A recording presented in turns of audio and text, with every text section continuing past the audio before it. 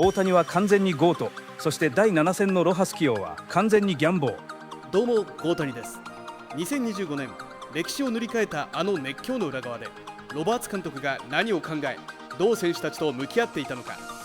今回は監督だからこそ見抜けた大谷選手の意外な素顔が明かされます。一人の体に投手と打者が宿る驚異の大谷二重人格説や、仲間の母を救った誰も知らない秘密の寄付、さらにはデータ野球の監督がなぜあの時ロハスを使う賭けに出たのか。名称の言葉一つ一つに大谷選手が史上最高である理由とチームが最強である本質が刻まれています。ということで今回はポッドキャスト番組ダブルカブレッジよりロバーツ監督が語る大谷翔平と勝利の哲学を日本語字幕付きで紹介します。We're ready. We're ready to zig and zag and kind of get to the core of it all. But I think you got to drop a few names. Who are your favorite players on this team? I mean, who are the smart ones? I've got an embarrassment of riches. You do. First and foremost, it's hard not to start with Shohei Ohtani. And this guy is not only a generational player, I just think he's a one of one. And people use the term GOAT, one of one, a lot. But a guy that can do what he does and then kind of take on the world, the burden of being the face of baseball, is pretty special. So throwing 100 miles an hour, hitting 50 homers, stealing 50 bases. Yeah. Face of baseball, Shohei Ohtani, Mookie Betts. This dude has bowled a dozen 300 games. He is a 3 index in golf. He can shoot threes, not like Steph, but it looks like Steph. He's won MVPs in baseball, been an all-star for 9 years, won 4 rings. So Mookie Betts, it's hard not to love him and think so highly of him. Freddie Freeman, there's no better clutch player than Freddie Freeman. Will Smith, I call him Vanilla because he's our catcher. And he's just a stud, and there's no self-promotion. Clayton Kershaw's the GOAT, just retired this year. So every baseball fan, Dodger fan knows Clayton. 18 years with the same team. How could you not, Zach, How could you right? not? And I don't know if you know, but he played baseball with Matthew Stafford. And he played baseball with Matthew Stafford. Every single NFL game, Matthew Stafford throws that fact out there. No, that's right. But the thing is, though, is that towards the end, when Clayton was going to retire, this was his last year, Matthew was at a lot of his games that he started, and those two guys were on the same high school baseball team. That's crazy, and they still got love for each other. So I've been blessed with a lot of great players. No, it's certainly an embarrassment of riches. And, we start with Shohei. It's so hard to encapsulate what he does because there's nobody that's analogous to what the guy is doing. There's nobody. I mean, we go back to Babe Ruth, but I'm like, it's like Patrick Mahomes if he was a lockdown cornerback. Like, how do you kind of describe Shohei Ohtani to a casual observer? I think the thing is that it's like two people in one. And I say that because, we win the World Series this year. He starts game 7. He goes almost 3 innings, doesn't have his best stuff, gives up a 3-run home run to Bichette and Bo Bichette. He then has to recalibrate, compartmentalize that he's not pitching anymore. Now focus on the hitting. He gets 2 hits in that game, gets on base a 3rd time, still is a good teammate because if you think about this, you start a game, you don't pitch well, you're out mentally. Yeah. But he has to have the capacity to still post as a hitter. And so essentially you're 2 people. So then as he gets ready for a major league game, you're getting ready from the savage killer part of it as a pitcher because you control the game because you're pitching. But on the other side, you're getting ready as a hitter to be ready to take on 5 at-bats. And then not only that is every single player in the ballpark that paid money that night is there to watch him.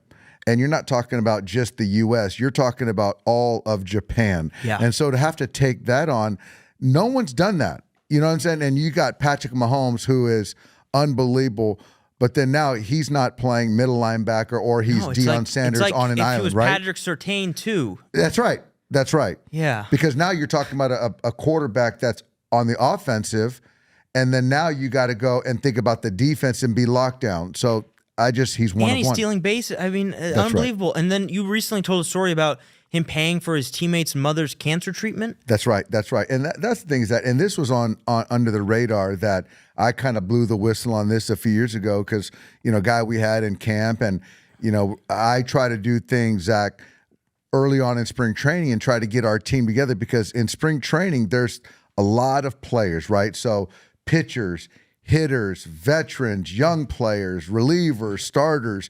So my job is to try to make this whole thing work. So what I try to do is introduce a player, and I get to introduce a player, tell about the player, make jokes about the player, make them do some funny things, light hazing. So I don't want to get canceled. It's just light. It's all in fun. And so one of our players said his mom's going through a bout of cancer.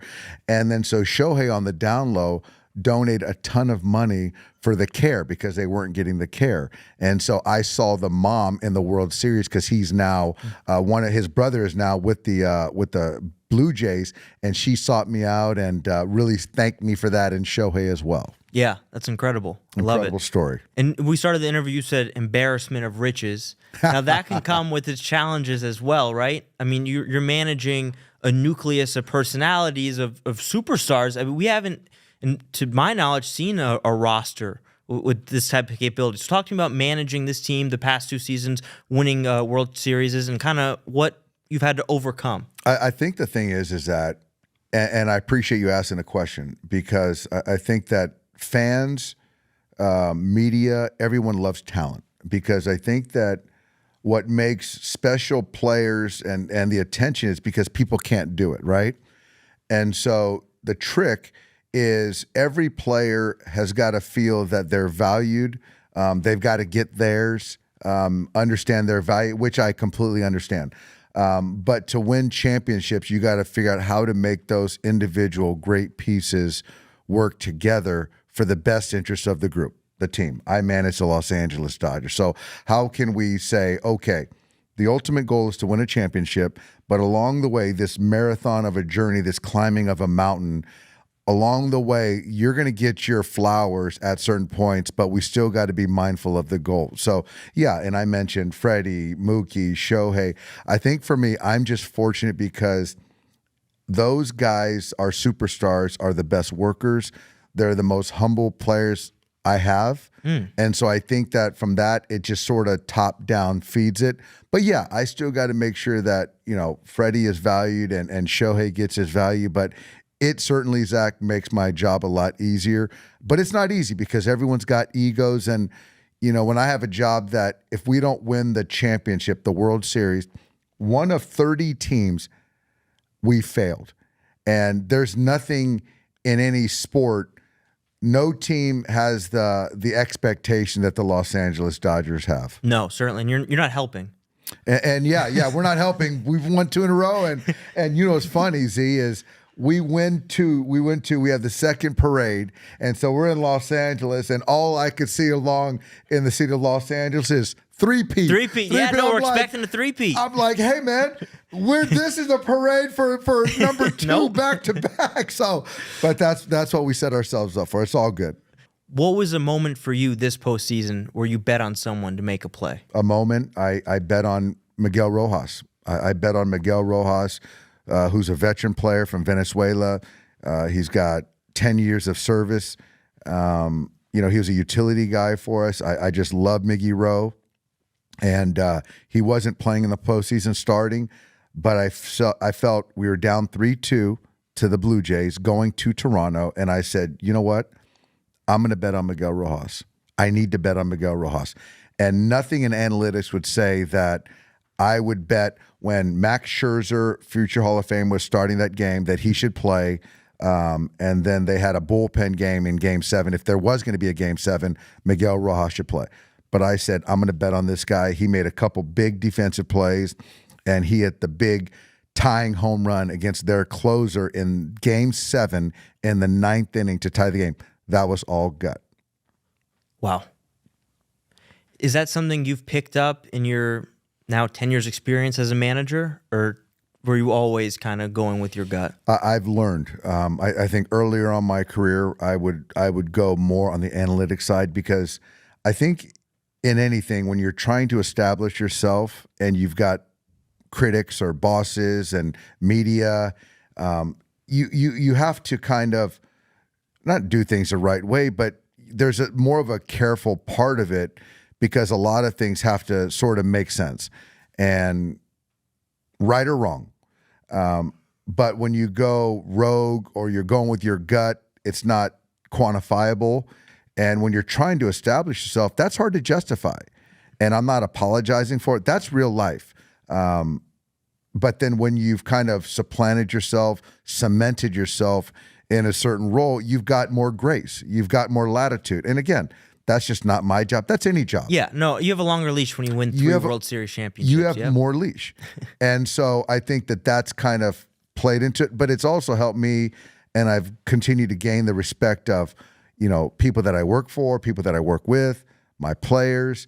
And, you know, I'm proud of that I've been able to evolve. I love that. Yeah.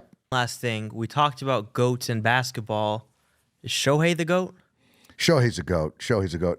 I'll tell you this. Barry Bonds is the best hitter I've ever seen. I can't speak to Babe Ruth, can't speak to Mickey Mantle, Ted Williams, you know, all these guys, Orlando Cepeda, but Roberto Clemente. But Barry Bonds is the best hitter I've ever seen. But as far as best player, most talented player, he is by far the GOAT. There's just no one close. Thank you. いかがでしたでしょうか。二刀流を2人分のメンタルを同時に回してるって表現した瞬間、近くで見ている監督だからこその表現だなと思い、臨場感が伝わってきました。さらに第7戦のロハス起用、データ野球の監督が最後は選手を信じる賭けに出る、ここに強いチームの本質が詰まってましたね。数字で積み上げて最後は覚悟で押し切る、だから勝つということで、今回はロバーツ監督が語った大谷翔平と勝利の哲学をまとめたら、来年の3連覇見届けたくなりました。最後までご視聴ありがとうございました。今後もゴータニ TV は大谷翔平とドジャースを応援していきますので、チャンネル登録、コメント、高評価よろしくお願いします。